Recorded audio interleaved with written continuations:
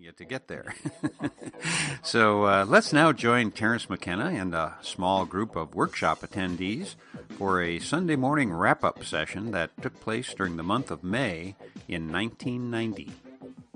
What I thought we would do this morning, because these things are so brief, is again return to the form of going around in the circle, and this time it's your last chance to ask a question, make a statement, voice a complaint, whatever you want to do, but just to try and, in other words, it's loose ends time, as rapidly as we can, to tie up loose ends, things people didn't understand, things people feel they need to hear more about, that sort of thing. And why don't we just start as we did before on this side and go around. I'd like to hear a more satisfactory explanation of what archaic revival means. I haven't got it straightened out. I suspect it means a return to a more stable state when there's too much chaos in the present, and I'm sure that's not what you mean. Well, that's partially what it is. It's based on the idea that when societies get into trouble, an unconscious response seems to be they search back through their own history to find a model that they can revivify or revitalize. The strongest example in our own history was when the medieval world broke apart and didn't make any sense anymore. The new middle class went back to classicism, to the Greeks and the Romans, to Roman law, Greek philosophy, and Greco-Roman architecture and mechanics and that sort of thing, and created classicism. Classicism was invented in the 14th century. But our problems are deeper than this. We can't go back to ancient Rome or ancient Egypt or something like that and expect to have real answers. We have to go back further to prehistory, to this archaic state, and there, in partnership, in genderless, self-organizing society, we begin to see the kinds of models that we have to somehow recreate in the modern world. Obviously, we can't, in the modern world, become mushroom-eating, nomadic pastoralists. But we can study that approach to reality to try and learn from it how you live in equilibrium. That's the key thing that the archaic world knew that we don't know. How do you live in equilibrium so that your children may live in equilibrium? Because otherwise you get a cycle started that's going to shove somebody over the cliff. And that somebody, in the present case, is either ourselves, our children, or their children. It's no further away in time than that. So the archaic revival is the idea that all of the, and I see the whole of the 20th century, the discovery of the unconscious by Freud and Jung, the dissolving of the naturalistic image at the hands of the Cubists, the probing of the dream state by the Surrealists, the exploration of mass ritual by the fascists. I mean, it wasn't all good, this stuff. But what all these things had in common was they were a return, an appeal to a level of the mass psyche that had been ignored and denied for a long, long time. The LSD taking of the 60s was the same kind of thing. I come out pretty strongly from McLuhan in the idea that as the emphasis, as the ratios of the mix of media in a society changes, the sensory ratios and values of the society change. And we're living in a post-literate, post-linear kind of world now, where a whole different set of assumptions make sense. And they're archaic assumptions. You know, the archaic world was a non-linear, pre-literate, audial, all at once kind of world. And the fact that our sensory ratios have shifted back in that direction makes us very sympathetic, very susceptible to this re-archaicization that wants to go on. Thank you. Paul. Yeah. I guess the ultimate psilocybin question is can you envision, Terence, in your wildest imagination, that we as a society, instead of individuals taking mushrooms and gaining some enlightenment, that we will ever be able to do it in an organized, mass way? Do you have that vision? You mean that someday it will be legal? Legal and encouraged, the mass taking of. Well, obviously it would take a total revolution. The current thinking is that the big revolutions in the world have to do with the internal contradictions of Marxist-Leninism. But it may actually be that Marxist-Leninism was a kind of partner in a codependent relationship with consumer capitalism. And maybe revolution is just going to become something that everybody is into. God knows, we could use a perestroika. I mean, we too are ruled by constipated, lying bureaucrats who, what are the statistics that 97% of all incumbents are reelected, that there is less turnover in the United States Congress than there was in the higher echelons of the Communist Party of East Germany until the wall came down. I mean, we love to congratulate ourselves on the forward-leaning liberal society that we live in, and the truth is, it's a bunch of rattlesnake-handling fundamentalists that are much closer to Stalin than they are to FDR or anybody else like that. Still, I think that the culture crisis is going to become so intense and the world is going to become so weird, as we saw on the graph last night.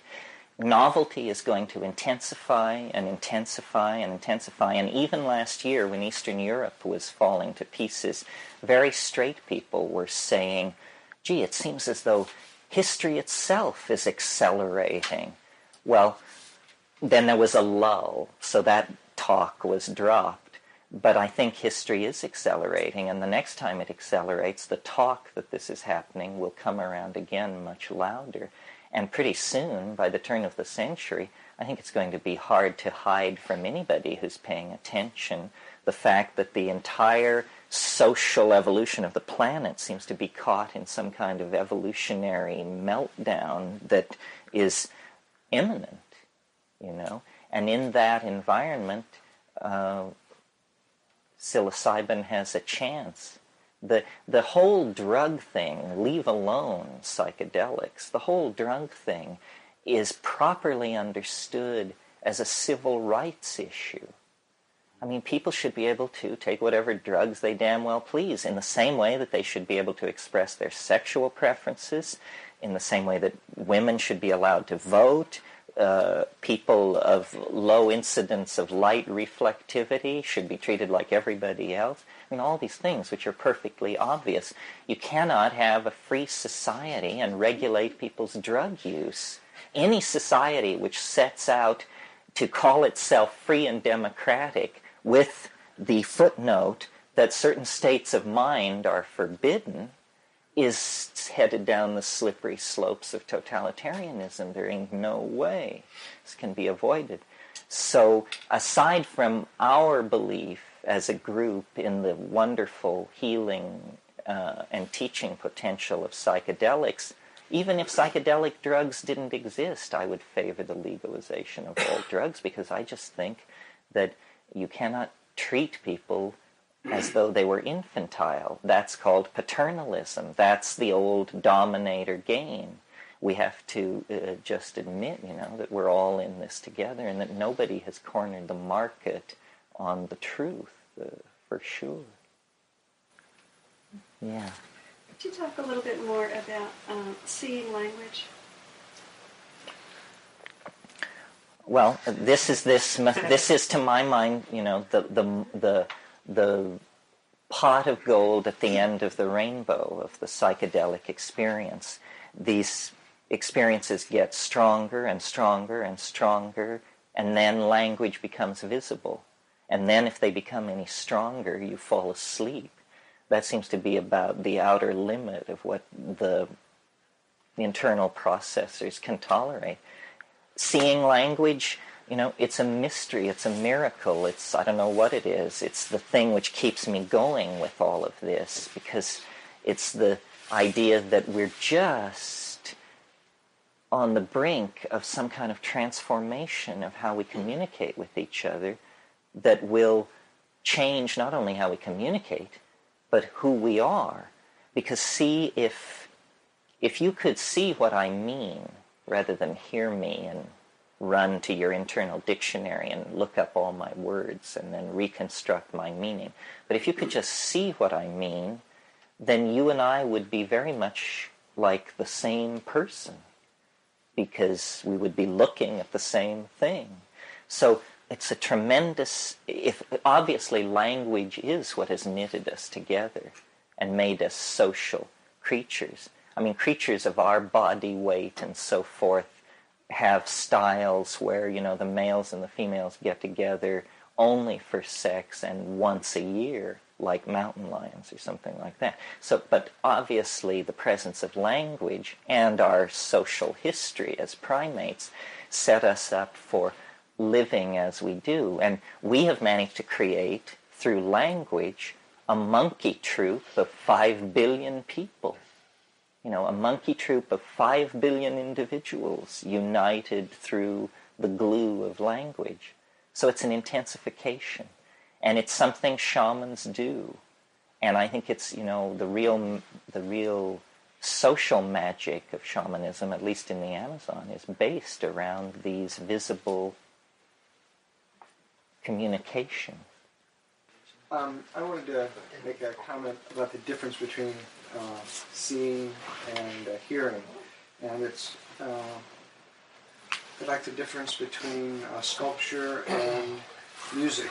And music and language take place at the succession of elements through time, so it requires a duration to understand. But sculpture and seeing things, it's all in a single moment that the at least with sculpture, that the object's beheld in a single moment.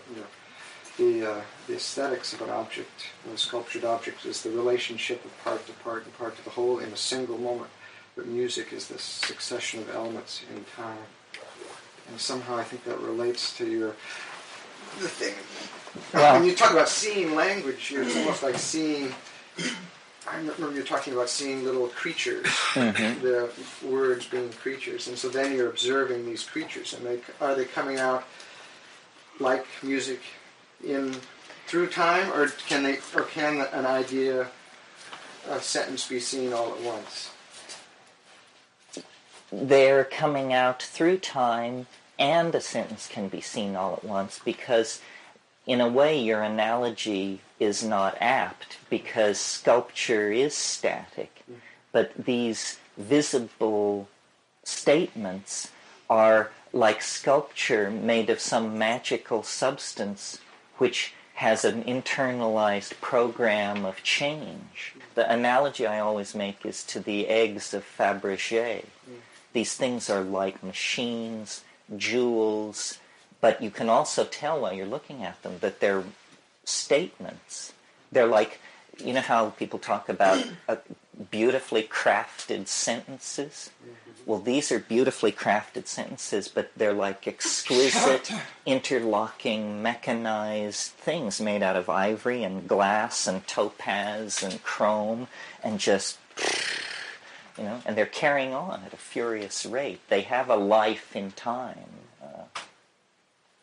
I would like to write a computer program that would be like a full paint type program, but it would be for the purpose of generating these kinds of objects, because I've seen them a fair bit and analyzed what's going on, and here's how it works.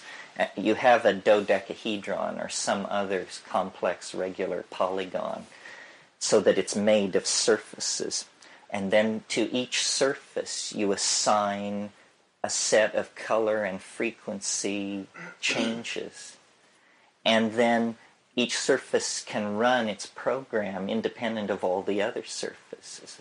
So you slowly build up a program on each surface, but then you can also cut into this polygon and remove chunks of it to reveal another polygon inside it that can have different programs written for each of its surfaces. And then you set these things slowly rotating one within another on several levels, and you're beginning to approach a really shoddy example of what these things are like that you see in this space.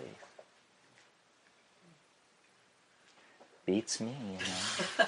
Most of this stuff is reportage. Yeah. I've heard you speak often about these incredibly complex images that you received on psilocybin or DMT. I'm just wondering if you've ever had an experience of total emptiness or voidness. I mean, the most profound experience I've ever had on psilocybin was actually being void of any content at all, but not being like blanked out or something like that, just being aware of it. Well, I think this may have something to do with philosophical bent and proclivity. I never got any of these zen-y states. The white light, the black light, and it's probably in my personality. I really stress visual hallucinations. And people have hassled me about this and said, you know, but psychedelics open your heart, they do this, they do that, and all you ever talk about is visions. It's because, to me, the vision is the proof, and I guess I'm still a skeptic after all these years, the vision is the proof that it's not me. Because if I've never seen it before, hell, I'm willing to grant it's not me. If I've never seen it before, how difficult a character do you have to be, you know? So when there's things I've never seen before that are absolutely amazing, streaming past my closed eyelids, I have to grant that it isn't coming from me, and that thin thread can be the basis of a bridge to faith. If it isn't me, then there's something out there. God, the devil, who knows? But at least somebody. Now we can begin to have a serious spiritual quest. You know, there is a signal. We're getting a signal from the other, and it can be pursued. But it's the task of a lifetime. Well, now I hear you mention faith, and it seems like yesterday morning you said something along the line of, you know, I'm not a believer in any sense of the word. But what I wanted to ask you is, in the context of the chemicals in the brain and the pineal gland and so forth, what do you think of fasting as a way of altering consciousness? Fasting, I think, is probably very effective. If you analyze this whole rap here about the early mushrooms and the primates and all that, really what's being said is that diet is the key, that foods are very important. And this is what they're saying about ayahuasca in the Amazon. They say half of it is ayahuasca, but the learning of the shamanism and the becoming of this superhuman type of personality is all in the diet. And shamans in the Amazon, when they're trying to establish their credentials with each other, do it by saying how long they kept the diet. Somebody will say, well, I did it for 2 years or something like that. I just thought of something about the shamans in the Amazon. You know this magic phlegm that they bring up? Right. What do they do with it? Do they spit it out finally or swallow it back down or what? What do they ultimately do with Yeah. it? It's hard to find out stuff like this when you're a guest. I don't know. I didn't see where it went. Did you see it? I've seen it. And Because if they use this to pull a disease out of somebody or poison or some kind of illness-causing thing, if it's like a magnet that pulls this out, Right. then if they just keep this inside of them, that wouldn't be very safe, I wouldn't think. So I just... Well, talking about what it is and judging whether it's safe or not, I mean, what is this phlegm in the first place? I mean, when you're really there, really dealing with it, you're pushed toward ideas like that it's a zone of space-time which repels English. What? You know, I mean, in other words, it's a magical substance. It comes out of their body. Calling it phlegm is because we're following some anthropologist in the 1920s who, you know, went back to his tent scratching his head and tried to figure out what the nearest analogy to this was. But what they do is they also, in some of these tribes, the story goes that they can force this stuff out on the surface of their skin.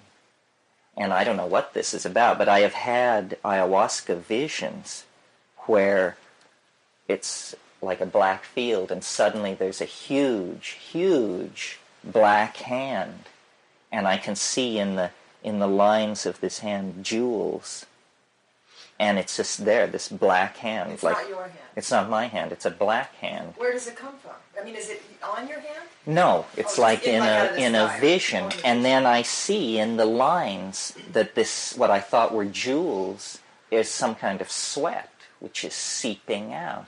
And then you look deeper into this stuff, and you see, you know, that wonderful line from 2001.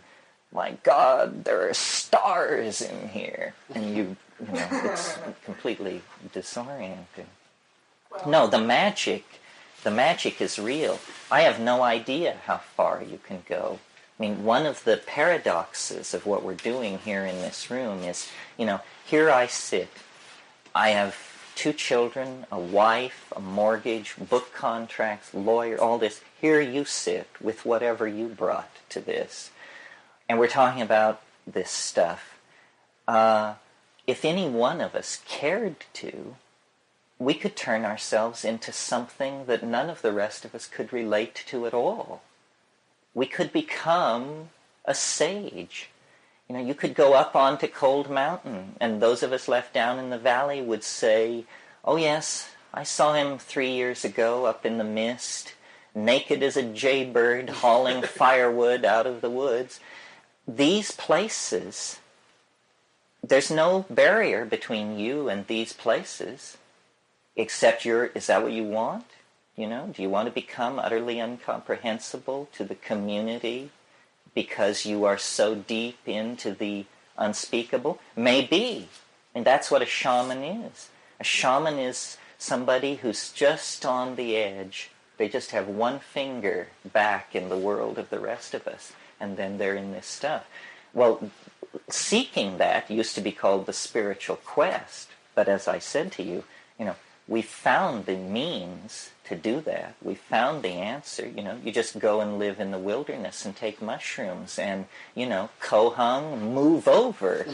But, you know, what to do about that? I don't know. I mean, I really don't know, because I'm attracted to it. I want to go as far as I can go.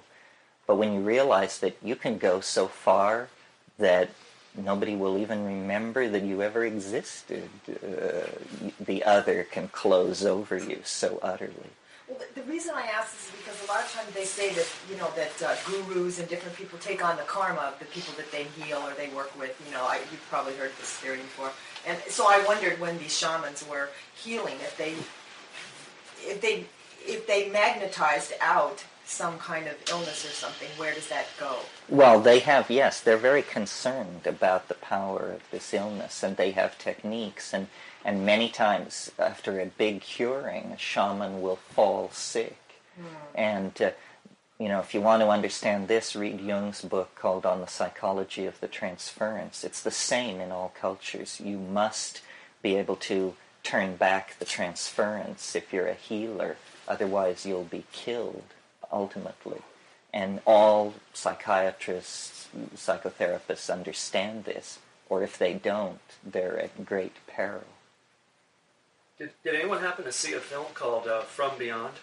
And the premise was that there was a machine that induced visions into the spiritual realm. and stimulated the pineal gland.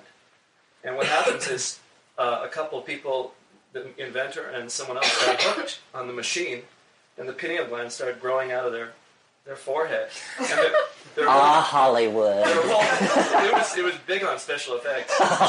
And the one guy, his whole body was just like totally transformed, and he was always, on this machine and so forth. It reminded me of what you're, kind of electronic artificial version of. Yeah, well, this is also coming, artificial technologies. Where are we in this process? Yeah.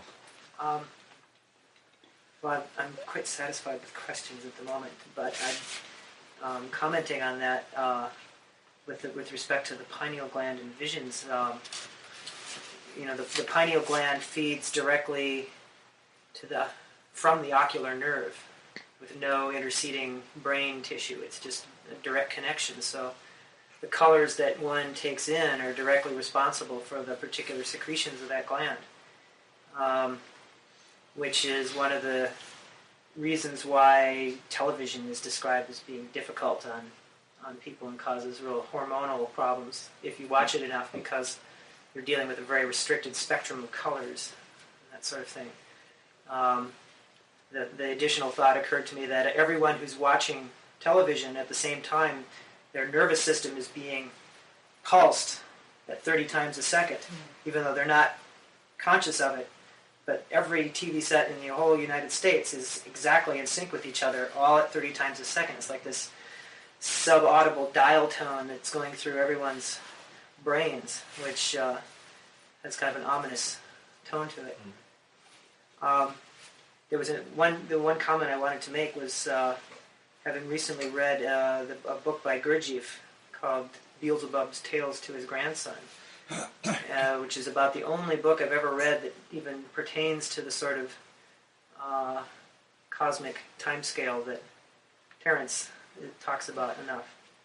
And one of the warnings in the beginning of the book was that if you read this with enough attention, that you'll eventually lose the taste for your favorite dessert, and the particularly attractive person across the street that you like to watch won't seem nearly so interesting anymore. So be forewarned, you may not want to read this stuff. And to a certain extent, I feel that's quite possible. You think the cosmic view kills the trivial, the joy of trivia? The joy of trivia. The curse of mysticism. Well, I don't know.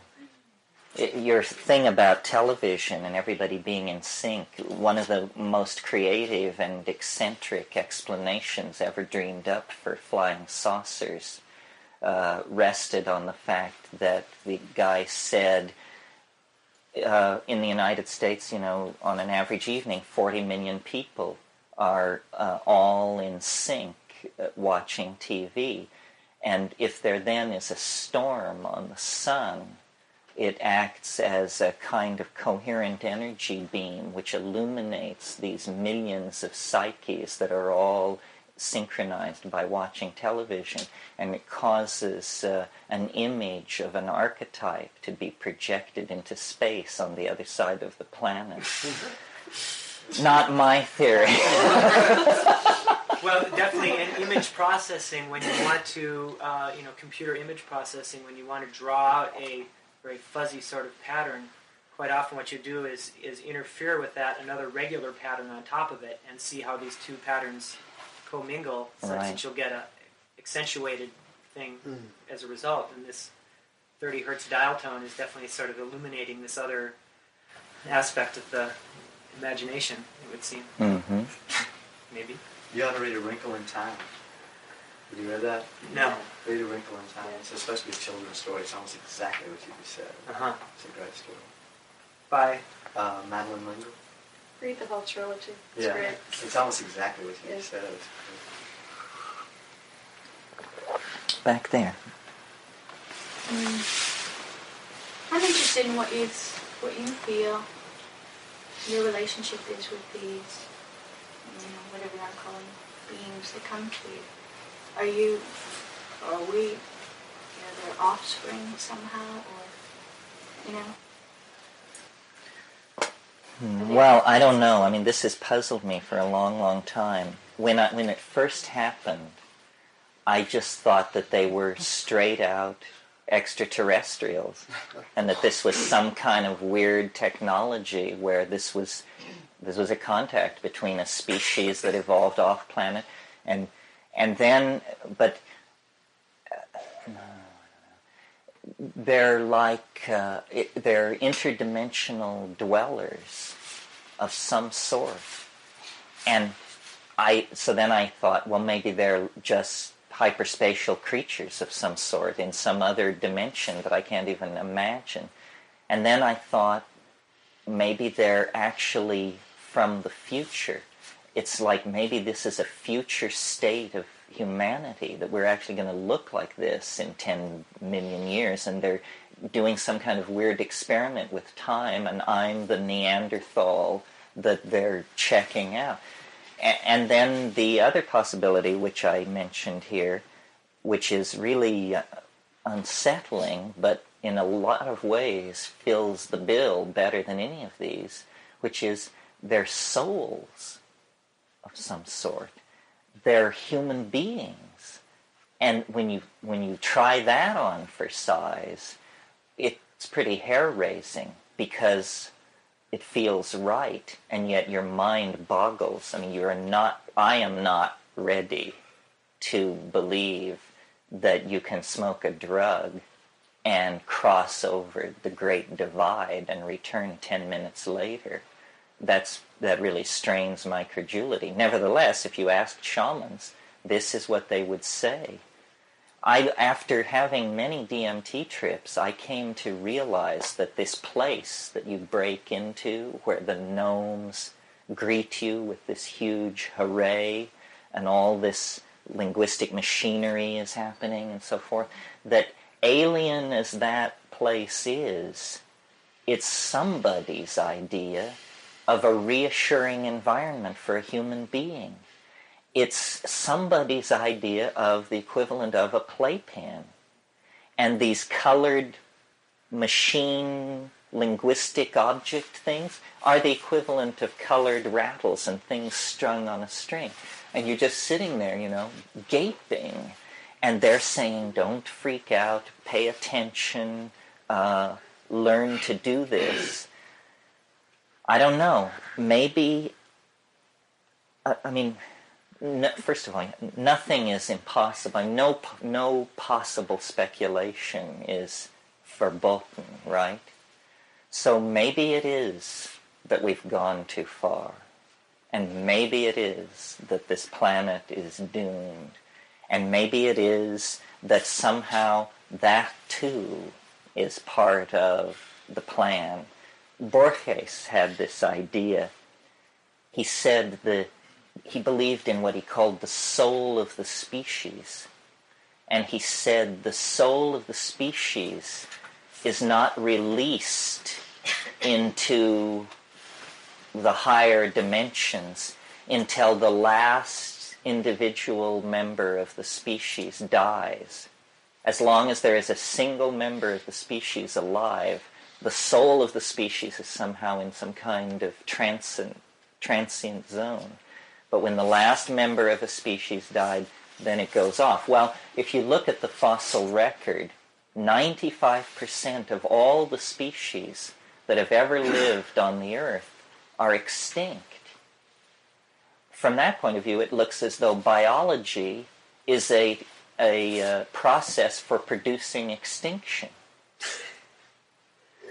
Well, then what is it? Is it that in the world of three-dimensional space and time and matter and energy, the DNA rears a form which inhabits a region of time and space called the body, and then at a certain point, this form withdraws into something, and what the matter that it had previously organized just falls to pieces. I don't know, but the entities in the DMT place are a real challenge. They either are the dead, extraterrestrials, or interdimensional dwellers. Any one of these is a headline in the supermarket checkout line, I assure you. Yeah. I'm not exactly sure what I want to ask you, but I did recently have a dream that we were all linked together. And it seemed like you had the same experience on mushroom, feeling that. To know if you have anything else to say about that in relationship to affecting others. You are in... Well, I think that, the link that we cannot evolve, we can't change the world any faster than we can change the language we use to talk about it. And changing language is a collective activity. You empower memes. I talked about this. You create a concept and then you empower it by spreading it and by communicating it clearly enough that in the act of spreading it, it doesn't get badly copied and get all mushed up, so that after it's been copied 10 times, you can't recognize it. I sometimes have this experience. People quote me to myself, and I'm just amazed, And sometimes it turns out it's verbatim, and I'm still amazed. But the linking together is through the evolution of language, and we've never, ever attempted to engineer language. We've always let it just grow like topsy, not realizing that certain language habits are very toxic. Certain language patterns give permission for very detrimental ways of thinking. For instance, the subject-object relationship in English, or the assignment of gender to things that goes on in a lot of languages. These are habits of language that then become tremendous social problems for their inheritors. The use of the word it. It's raining. Yes, it's sunny. or what is funny. Or the I. There are languages where there is no first-person pronoun. The only way you can refer to yourself is by the extremely clumsy form, this person. This person thinks, yak. Yeah. Yeah, I was curious. You've mentioned DMT and visions of, I think you said dodecahedrons and things like that. And then you mentioned they're saying to you to kind of stay with it and just hang in there. I'm kind of curious about this dialogue of DMT and the logos in psilocybin. Do they sound the same, or is it, how do you know that it's just not your own Howard Cosell commenting in the back of the mind? Is there... How do you know it isn't your own mind? Yeah, and is there a way to break through to begin a dialogue, or does it just start going like a tape loop? No, it doesn't start going. You have to invoke it. This is an interesting thing if you're practically inclined. It won't speak to you. You have to speak to it. And you come into a certain place on the mushroom, which I now, based on having done it a number of times, recognize the territory and say, aha, it's now possible to communicate with the thing. And then you must know the old I Love Lucy episode where they do the thing about come in, little green men, come in, little green men. Ethel and Lucy are into this. Well, I tried that, and, you hear this thing which sounds like the tinkling of bells, the distant tinkling of bells. And what it is it's literally, it's the elf troupe, or the elf troop marching band and chowder society. and you can hear them getting nearer and nearer. It's like, and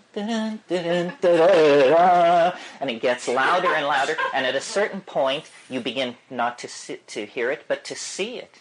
And it gets brighter and brighter and clearer, and finally they're all around you and jumping up and down and saying, how do you like it, McKinney? And all this other stuff that they say. And, they're gnomes. You couldn't miss it. And I'm still me, of course. I'm still just as I would be sitting here. And it's so hard to assimilate That's why I say, sitting here in a room talking about this stuff is nothing as to being out there signing treaties with folks. It's that to me is what may be part of following up a little bit on the question. That when you say logos, is this the machine elves? Are they the logos? Going to Terence, we have something. No, the logos is something a little subtler that's actually stuck with me ever since La Chirera. It's just a quality of thinking that I recognize to be clearer and deeper than my own. And it usually takes the form of, why don't you try this with regard to some problem? Why don't you try this? And I know immediately it'll work. It's got the tone. That's the real thing. I just go and do it, and it always works. Okay. And it's these, evolved ideas. Okay, so I can understand that, that's your subjective experience, and some people don't get the machine elves and things like that I talk to, but you mentioned the mark of this was terror. So, I can already realize that being in that domain is enough of a terror in itself, but you said the mark of, or the proof of this was some of these trips were terrorizing for you, but I'm trying to understand. There must be something else going on that's enabling you to feel terror, or... It's the implications are what's terrifying. Because, that amazing moment in Rosemary's Baby where she's in the dream and then she sits up and she says, my God, this is really happening. Well, that happens to you in the DMT thing. You realize at the center of it, this is not a drug. That's preposterous. The drug? Are you kidding me? Drugs make you feel good or bad or fall down or disgrace yourself. This is not a drug. It's something masquerading as a drug. It's as appalling as if they were about to give you the umbilical examination that Whitley Strieber specializes in. You're inside a flying saucer. You're with things that in a moment before you would have laughed at the possibility that they even existed, and now you're there and you feel completely normal. You don't feel drugged or dulled or distanced or high or low.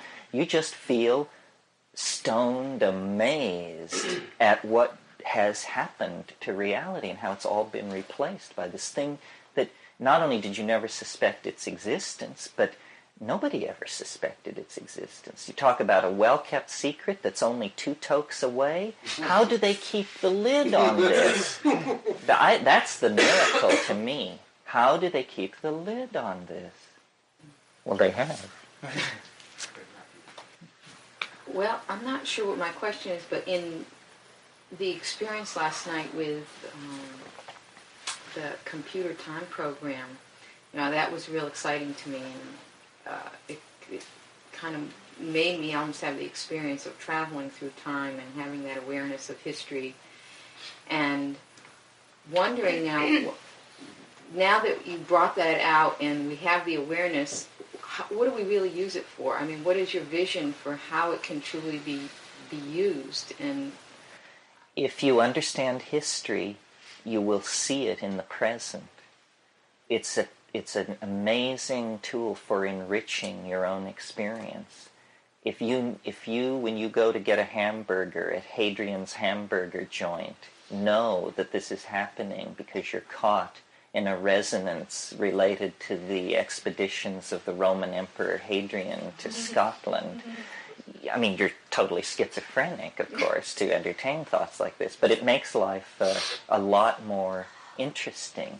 You, instead of seeing a linear thing with a fading past and an unpredictable future, you live in a super rich kind of baklava style of time, where time is folded and folded and folded, and the layers are very thin, and the stuff between is very sweet.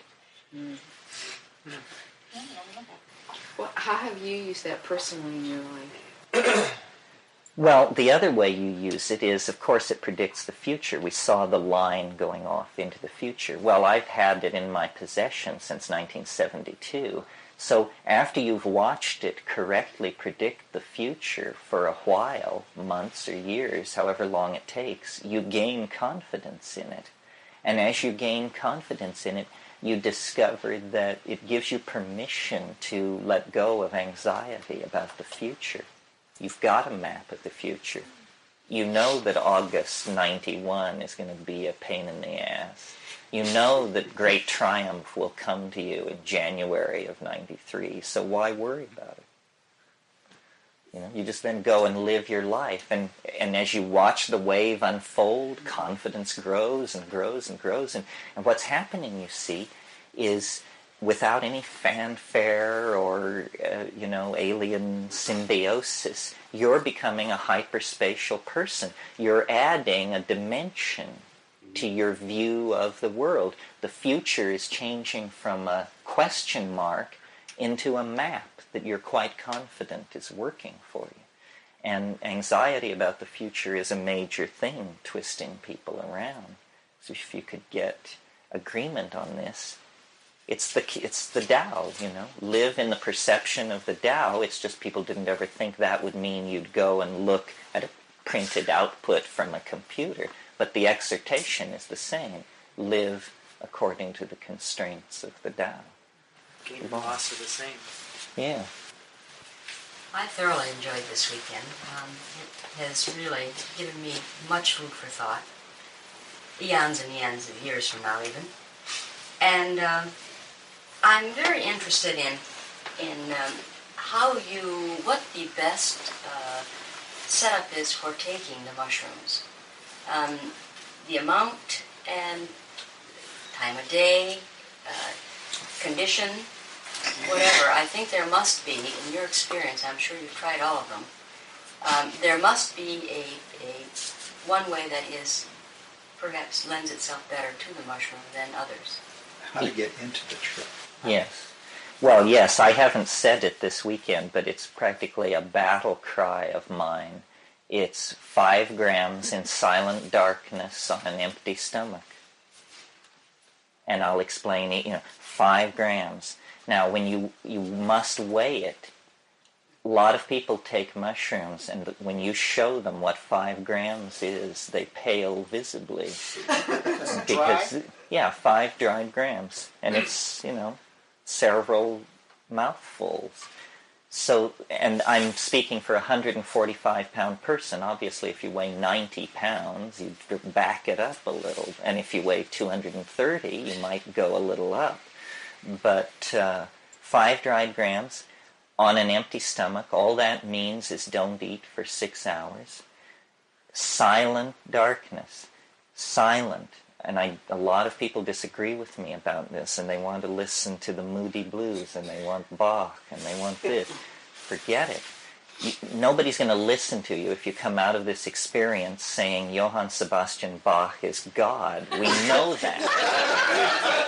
So, and it's very confusing because the music becomes everything if you listen to it. I mean, you cannot separate it from the trip, and people will not believe that the trip without music will be just as rich as the trip with music, because they've already decided they're inadequate, that out of their own depths they couldn't possibly produce a psychedelic experience, so let's have the B minor mass thrown in just to help it along a little here.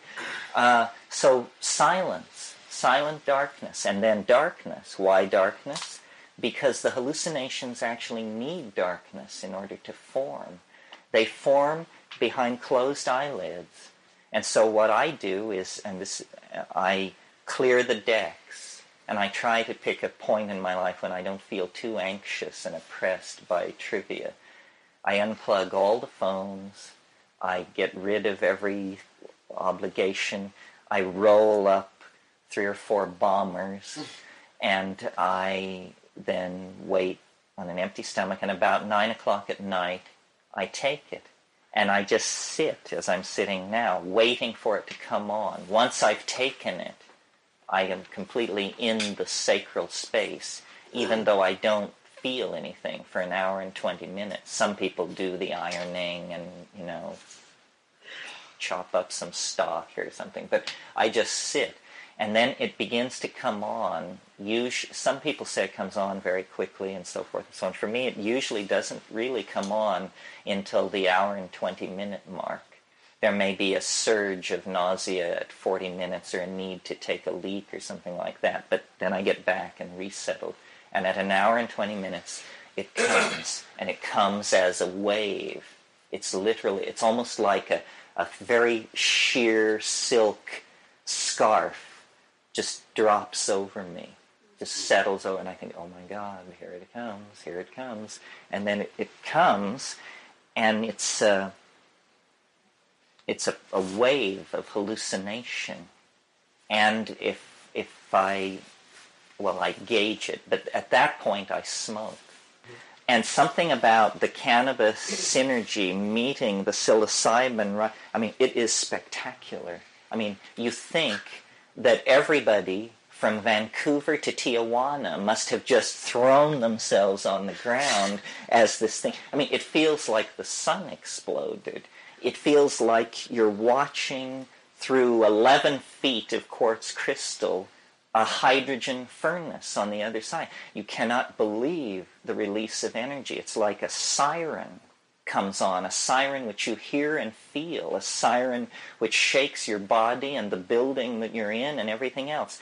And then it just, pushes you out into, who knows, long periods of time where not a word of it will ever be reported to any other human being.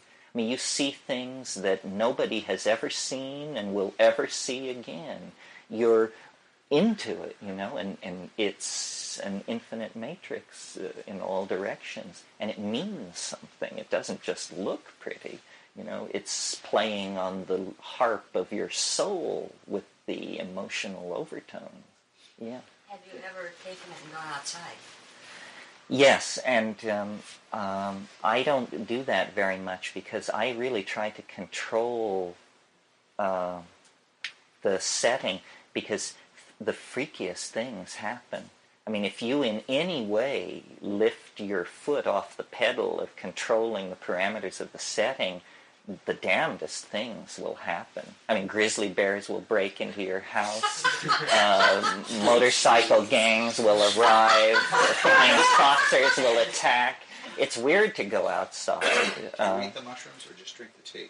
No, I eat the mushroom. Do you have eye shade on, did you say? No, I just sit in darkness, but I really pursue total darkness. I won't, What specific species of mushroom is the best? Are there several different species? There are many species, but the only one you'll ever encounter unless you're a specialist is Stropharia cubensis. That's the one that people grow and that is an item of underground commerce. And it's the one that grows in the dung of the white cows and is the one that I'm implicating in the evolution of human beings. Over here. Just back to language for a minute. I don't really have a question, just reiterate a couple of things I said yesterday with you. I'm trying to break into my own computer and stop habitual behavior. Got a long way to go. And starting with language, just picking the phrases or words that you use the most when you're lazy. It could be profanity or outrageous, amazing, very interesting. Awesome. There's a long, long list. Well, those are all cop-outs, I think. And if you can stop yourself at that moment and say, wait a minute, that's not really expressing an articulate thought. I think it sends a message. It does break into the computer and says things are changing. Yeah, paying attention. I think we said in here at some point that the key to everything is paying attention. Awareness of awareness, the Buddhists call it.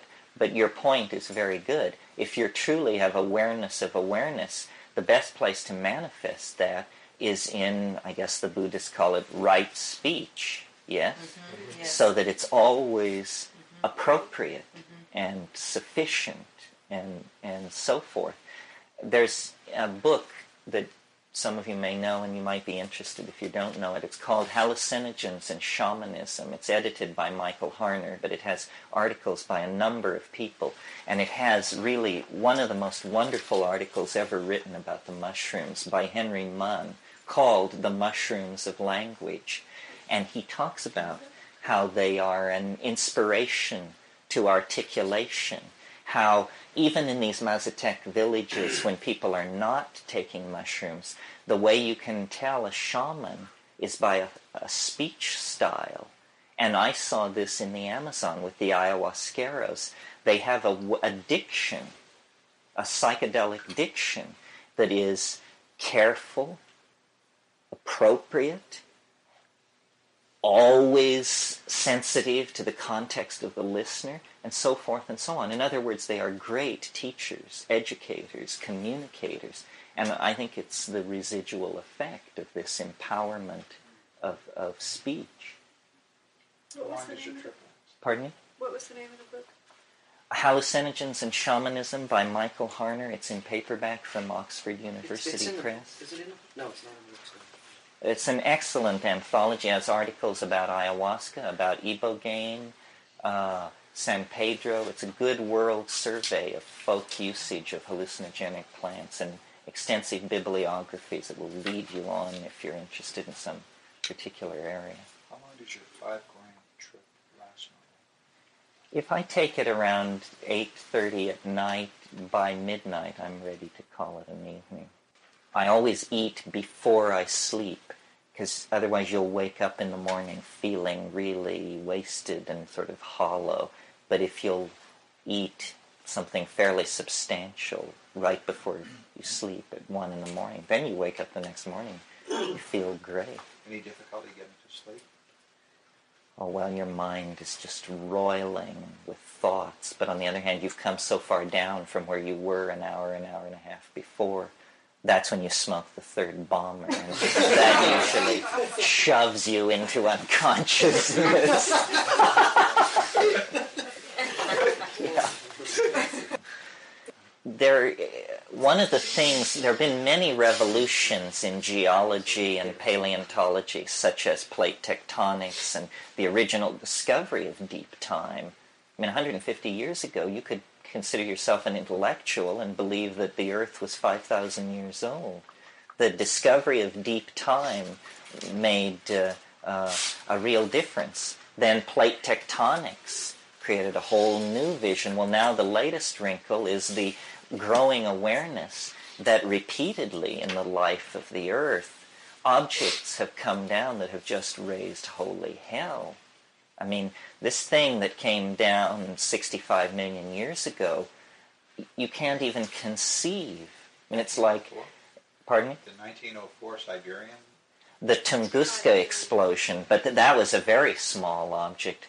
This thing which came down 65 million years ago, they estimate that a wall of Earth 3 miles high moved out at 3 times the speed of sound from the impacts. And can you imagine a mile-high wall of stone moving at twice the speed of sound? I mean, it's the kind of thing that tears planets to pieces. And it's happened before. It happened 220 million years ago. And then when you get back, way back, there's a scar on the Canadian shield that's 750 miles across. It's as large as Copernicus on the surface of the moon. 50,000 years ago, something fell in Arizona that created a crater half a mile wide. They estimate that everything within 800 miles of the epicenter died instantly. And that was only 50,000 years ago.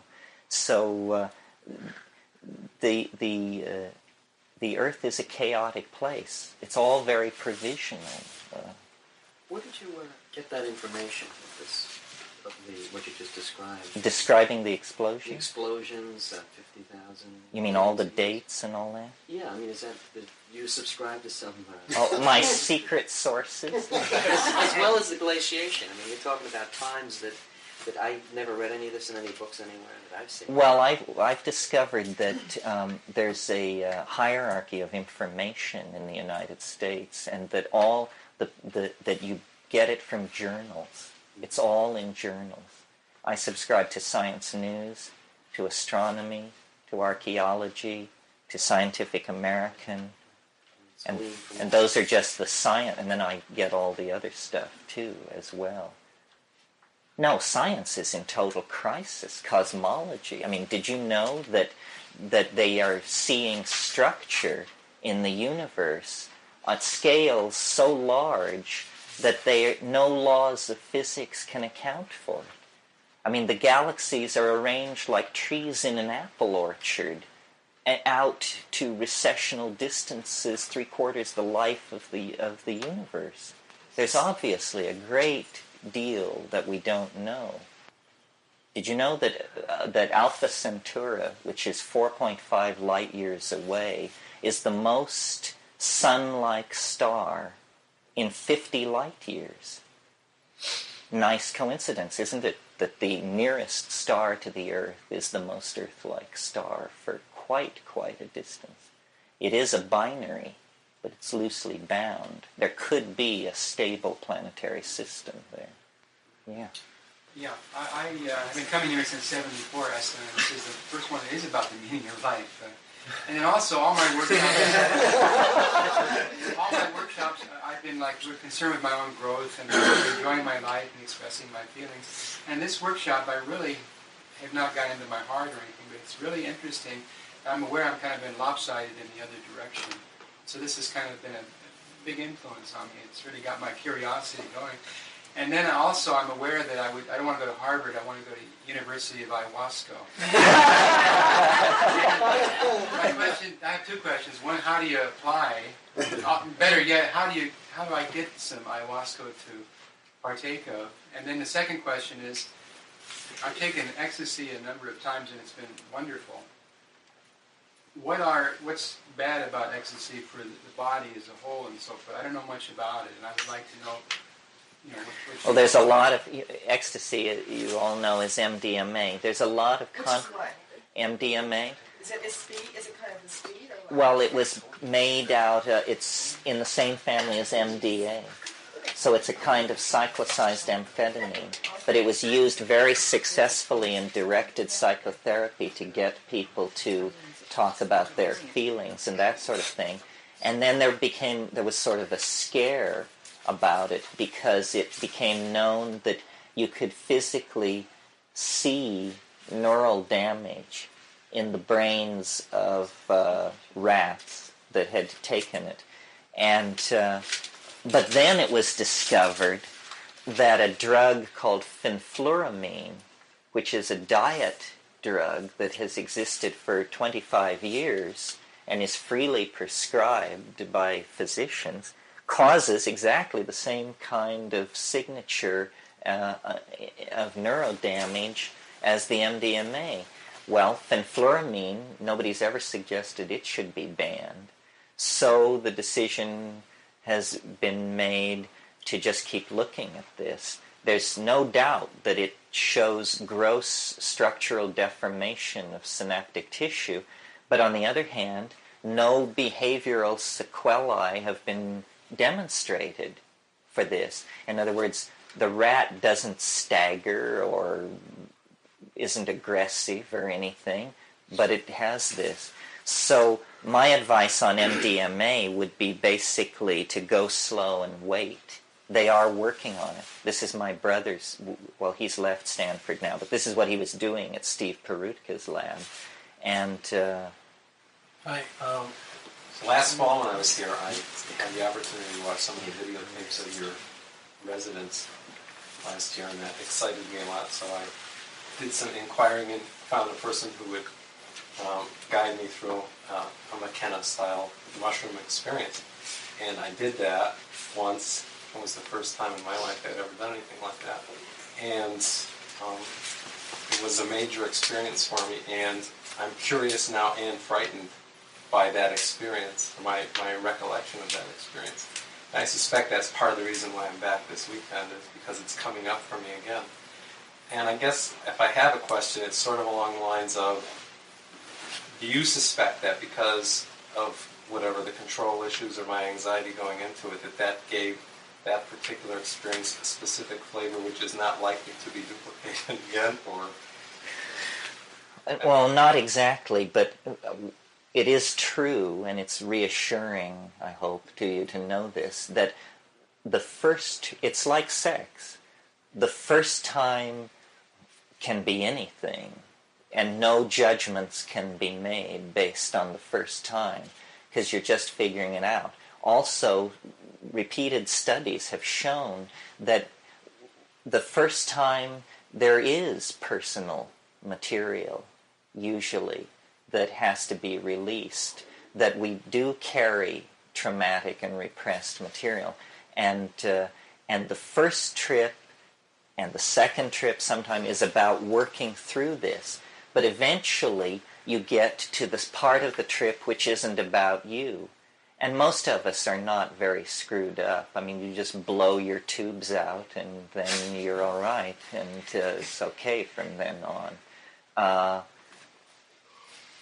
There's no way of getting around it that the first timer has an advantage on everybody else because they don't know what they're getting into. It makes me very anxious to do it. And I say in my talks, if it doesn't make you anxious to do it, increase the dose until it does. Because it's the ego that needs to be dissolved. And it's no good to go through an ambiguous trip. You really want to get it to happen. But for men especially, and certainly for me, it's a surrender issue. You just think, oh God, to submit to it again, to have it totally take me out of control, to have it be totally in charge. And then, you just have to take the plunge. And I always, Leo used to have a prayer, which I can't do the prayer, but I got the idea. And the basic idea is, here I am, I trusted you enough to do this, please don't hurt me. I mean, you have to humble yourself. I mean, I know people who are I'm thinking of a certain person who's a very strong, masculine ego type, pushy, talks too loud, has made a lot of money, is used to being taken seriously. And God, when this guy took mushrooms, he absolutely hated it. And because it told him, it said, you're a jerk, and I'm going to make you feel it. And he hated it. And he was telling me the story as though I should say to him, lucky for you, you escaped from the claws of this vicious mushroom. And I was, of course, thinking to myself, my God, it's exactly what this guy needed to hear. It's amazing. But the surrender thing is an issue, and it doesn't get easier, I think. And I've talked to shamans in the Amazon about this, and they say, you think this stuff is easy for us to do? You think just because I run around with a penis sheath on my ding-dong that this is any less weird for me than for you? It isn't. It isn't. It says, if you're a human being, this is a tough swallow. And yet we do it because we need to cure and we need to understand. But you must be strong. You must have your weapons, whatever your weapons are, your inner fortitude, your chi, your sensak, all of this. So it's a call to courage. This is why I think that gurus do such a brisk business, even among people who know about psychedelics, because this takes courage. How many people ever walked to the meditation hall with their knees knocking in fear over what was going to happen in their meditation?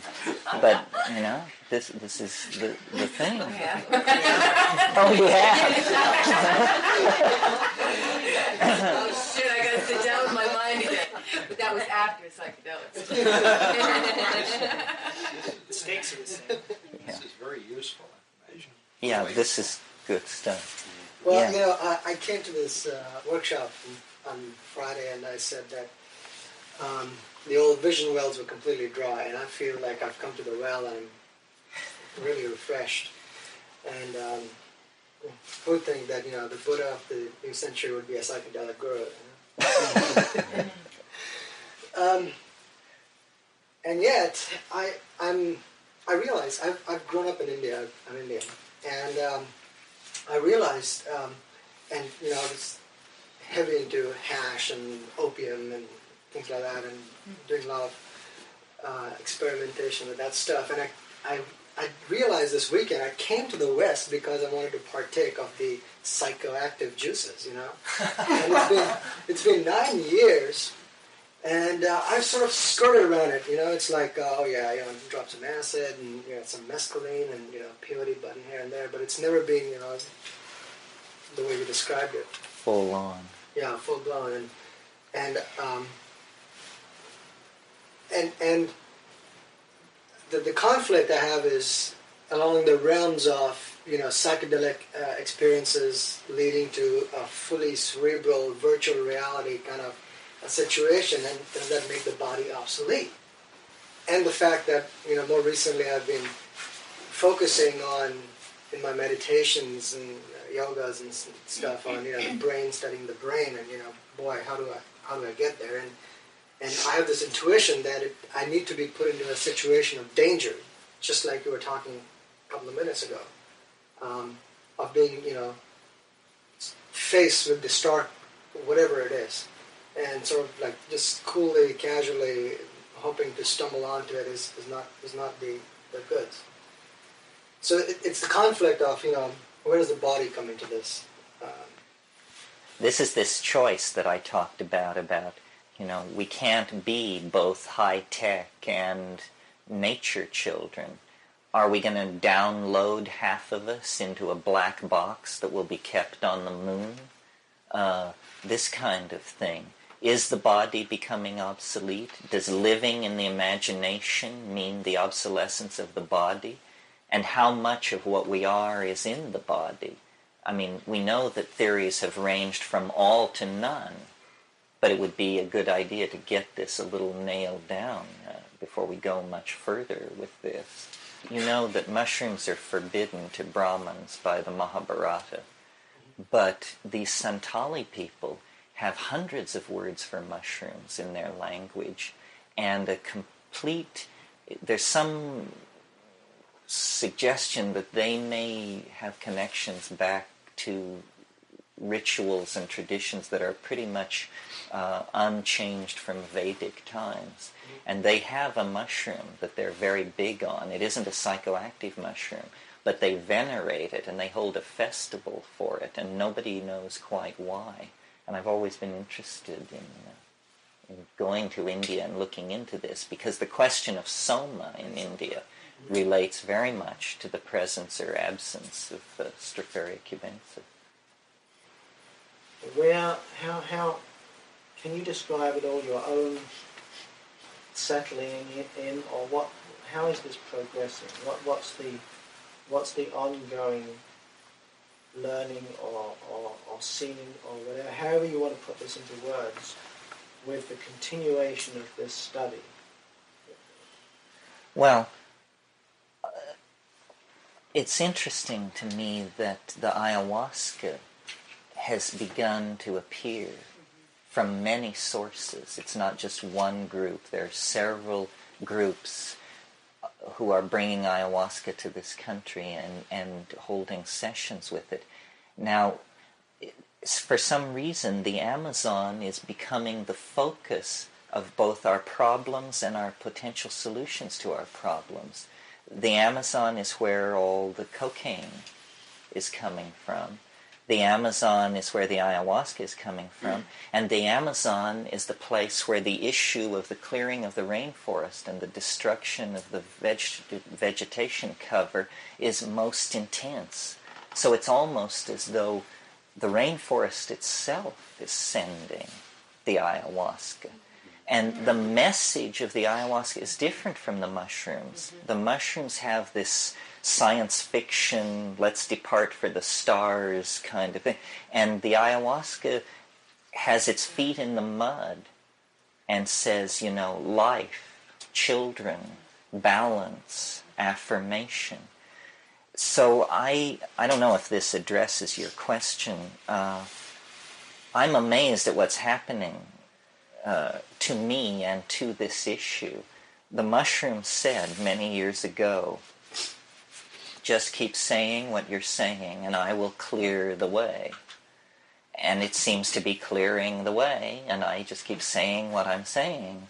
But what this is all for, I haven't gotten any new orders for a while. I assume that it's a struggle for the soul of this species, and then maybe everything is tied up in that. But these chemicals, these plant hallucinogens, are pheromones laden with messages for humanity. But you have to pick up the telephone. It's telling us how to do it. And I don't mean some airy-fairy trip like love one another. I mean it's supplying technical data on how to manage ourselves out of this mess with things like the time wave. And, I don't want to name names because they prefer their privacy, but I know of a number of major ideas moving around on the intellectual landscape whose inventors entirely credit them to psychedelics. These ideas are there because the planetary soul is seeding them.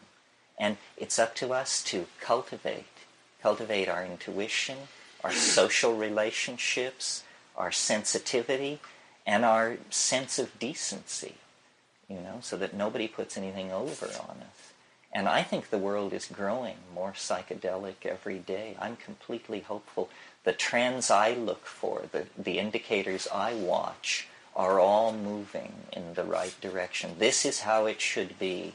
This is what it's like when a species prepares to depart for hyperspace. Nothing's wrong.